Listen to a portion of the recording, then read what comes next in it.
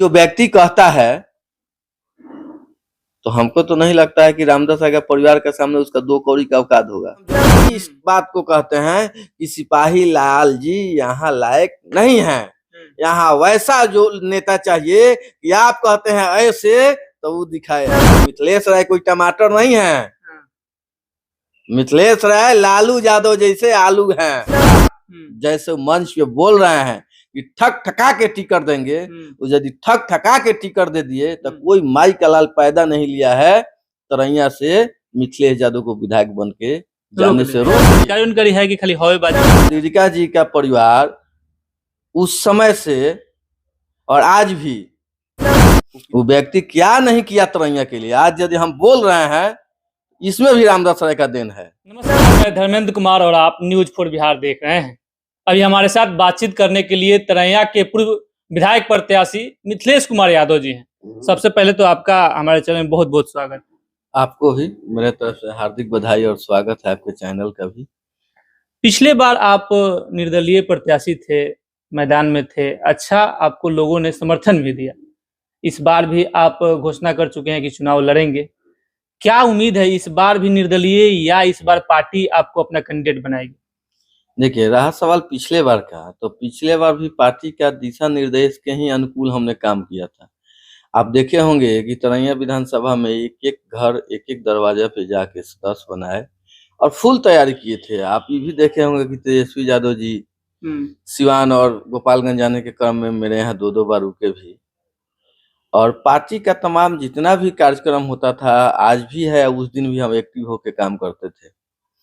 अब रहा सवाल की चुनाव बागी होकर लड़ने का जो स्थिति बना, हम भी नहीं चाहते थे कि हम बागी होकर चुनाव लड़े, ताकि अंतिम दौर तक हम प्रयास में थे कि टिकट हमको आरजेडी का यहाँ से मिले, लेकिन किसी कारणवश नहीं मिला। उसमें बहुत कारण है।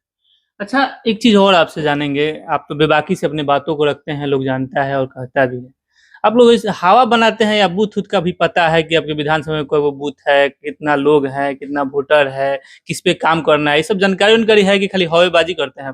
देखिए, हमको जहाँ तक जानकारी है या हम जो पिछला चुनाव लड़े उस समय हमारे यहाँ कोरोना काल के चलते 428 बूथ बना था। हमारे यहाँ 37 पंचायत है।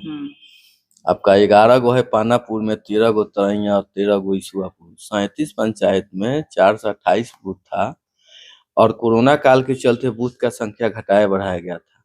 और फिर विधानसभा चुनाव आएगा तो उस समय स्पष्ट हो जाएगा कि कितना बूथ है, उतना ही रहता है, 428 रहेगा कि फिर घटेगा या बढ़ भी सकता है। देखिए, बूथ तो जनसंख्या और वोटर के आधार पे बनता और घटता है।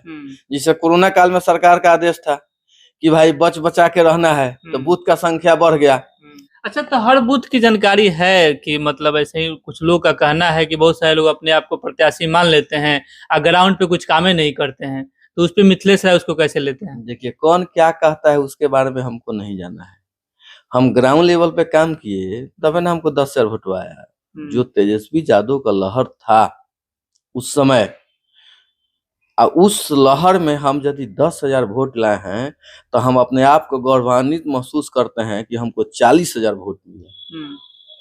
ताकि आप देख सकते हैं कि बड़े बड़े दिग्गज यहाँ से लड़ रहे थे, जिनका कुछ हस्ती है, वैसे लोग यहाँ से लड़ रहे थे जिनका अपना विरासत था, ऐसे लोग यहाँ से लड़ रहे थे जिनके पास वर्षों वर्षों का राजनीतिक ज्ञान था, राजनीतिक पकड़ था।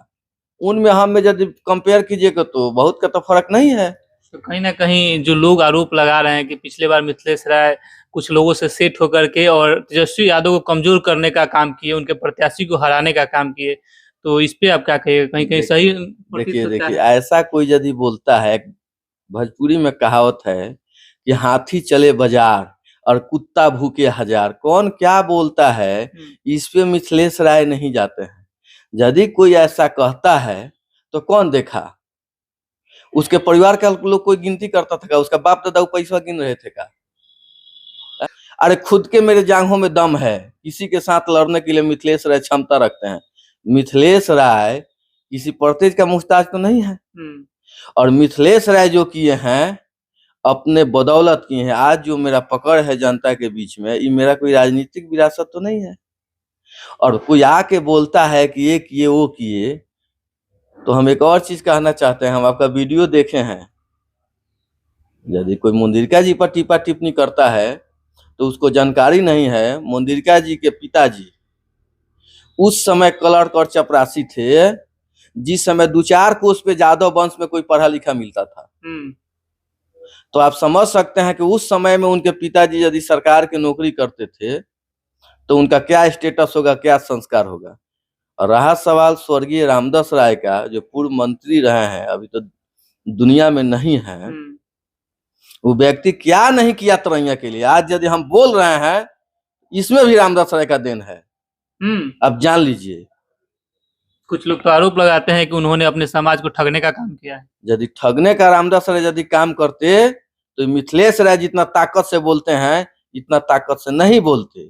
लालू यादव और रामदास राय ऐसे व्यक्ति किसी को ठगने का काम किए हैं का?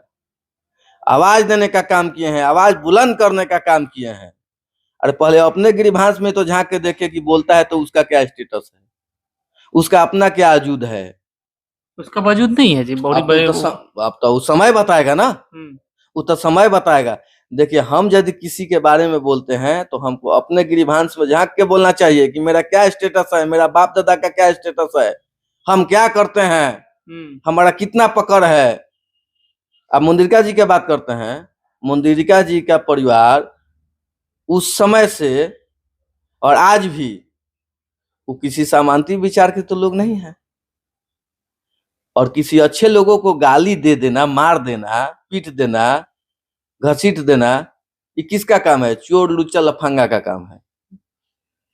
वो भी हाँ, तो वो भी समय जब आएगा तो मिथिलेश राय उस चीज को जवाब देने का काम करेगा। अच्छा, उनका जवाब आप मिथिलेश राय एकदम देंगे, कैसे नहीं देंगे। हमको जिस दिन समय मिलेगा उस चीज को भी जवाब देने के लिए हम तैयार रहेंगे। हम किसी का गिलवा शिकायत नहीं करते हैं। अच्छा, एक चीज और बात आपसे करेंगे। राजद खास करके पार्टी की बात करेंगे। इस बार विधानसभा चुनाव का मतलब एकदम जोरों शोर से सभी लोग तैयारी कर रहे हैं, और आपकी पार्टी में भी अनेकों ऐसे दावेदार हैं जो कि अपनी दावेदारी पेश कर रहे हैं, और लगभग सब लोग कह रहे हैं कि मेरा टिकट कंफर्म है। तो उसमें मिथिलेश राय अपने आप को कितना सुरक्षित पाते हैं? देखिए, हम कहे ना आपसे कि पिछला बार भी हम चुनाव लड़े, हमारा जो दल है, हमारा जो पार्टी है, काफी मजबूती से काम करती है। और पिछला बार पार्टी से या हमसे भी जो भूल चूक हुई, दोनों आदमी को अफसोस हुआ। ऐसा नहीं है कि खाली हम ही को अफसोस हुआ। आप देखे होंगे कि मेरे बड़े भाई तेजस्वी यादव जी पहले ही विधानसभा के सत्र में उठ के जनक सिंह कुछ बोल रहे थे, तो उनके द्वारा बोला गया कि अरे बैठिए बैठिए, आप मेरे गलती से जीत के आ गए हैं। इसका क्या मतलब हुआ बताइए?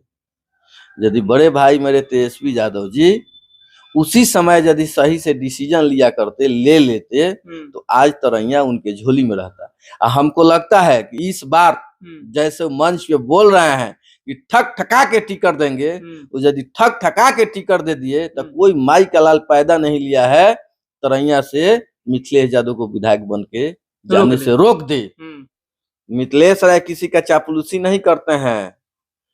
आपको कहे थे ना कि सुनील सिंह हमेशा कहते हैं कि टीटीएम करने वाला लोग है नीतीश कुमार के पास, तो मिथिलेश राय किसी का टीटीएम नहीं करते हैं। आप जनता के प्रतिनिधि हैं, आपकी पत्नी मुखिया हैं, भाई आपके पैक्स अध्यक्ष हैं, कई पद आपके घर में अभी भी है, और आप अभी वर्तमान में अपने को राजद का कैंडिडेट मान रहे हैं। पिछले बार आपने बागी होकर के चुनाव भी लड़ा, तो इस बार क्या लगता है मिथिलेश राय पे तेजस्वी यादव भरोसा जताएंगे या फिर पुनः वही खेला होगा? हम जब विधानसभा चुनाव लड़े और हमको 10,000 समथिंग वोट आया, कई मेरे साथी बोले कि पंचायत के चुनाव आप अपने पत्नी को मत लड़ाइए। हमारे पंचायत के ही लोग थे, कुछ बाहर के लोग भी थे। तब पूछे कि क्यों? तो नहीं, इस पंचायत में आपको विधानसभा में वोट मिला था 2478 वोट, इससे वोट घट जाएगा या चुनाव लूज हो जाएगा।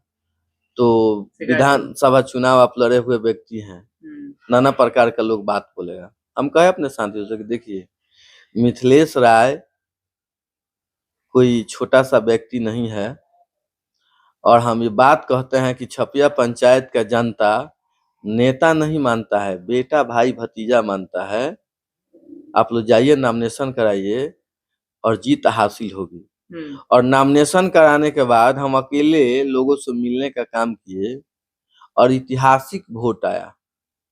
शायद आप भी जानते होंगे कि हमको लगता है कि जिला में सबसे ज्यादा वोट लाने का हम काम किए और 1800 वोट से पंचायती चुनाव हराए। सबसे ज्यादा अंतराल से जीतने का काम किया। 2966 वोट आया था। कहाँ का राफ घटा जी? 24 था, 4 महीना पहले आप बढ़ के चला गया 2900। हम्म, तो देखिए, अपना अपना सोच है, अपना अपना समझदारी है। रहा सवाल की टिकट, तो टिकट पार्टी का काम है। पार्टी को लगेगा कि नहीं, मिथिलेश राय वहां मेरा मजबूत सिपाही है, हम्म, काम करने लायक व्यक्ति है, काम करता है, पार्टी हम पर विचार करेगी। नहीं विचार करेगी तो पार्टी का विचार की बात है।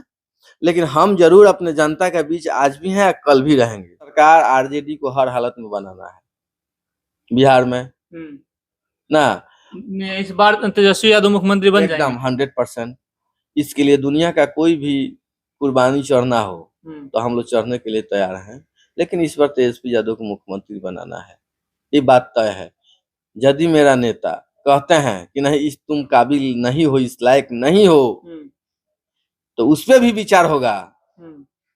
लेकिन हम ही नहीं कहते हैं कि हमको लालू यादव तेजस्वी यादव बोल दिया कि तुम ही टिकट लेके जाओ। वो जिस दिन ये आवाज उनके मुंह से आएगा, वो तरैया का लोग देखेंगे। लेकिन ये जरूर हम कहते हैं कि तरैया का जो बनावट है, तरैया का जो विधि व्यवस्था है, एक बार मुझे यदि तेजस्वी यादव भरोसा करके टिकट दे देते हैं तो दुरुस्त कर देंगे यहाँ हम, समझ लीजिए। चलिए, बहुत बहुत धन्यवाद। तो आपने देखा और सुना कि ये तरैया के पूर्व विधायक प्रत्याशी मिथिलेश राय जी थे, जो कि निडर होकर बेखौफ से, अपनी बेबाकी से अपनी बातों को रखते हैं। आपकी क्या प्रतिक्रिया है इस पे? अपनी प्रतिक्रिया हमारे कमेंट बॉक्स में दीजिएगा।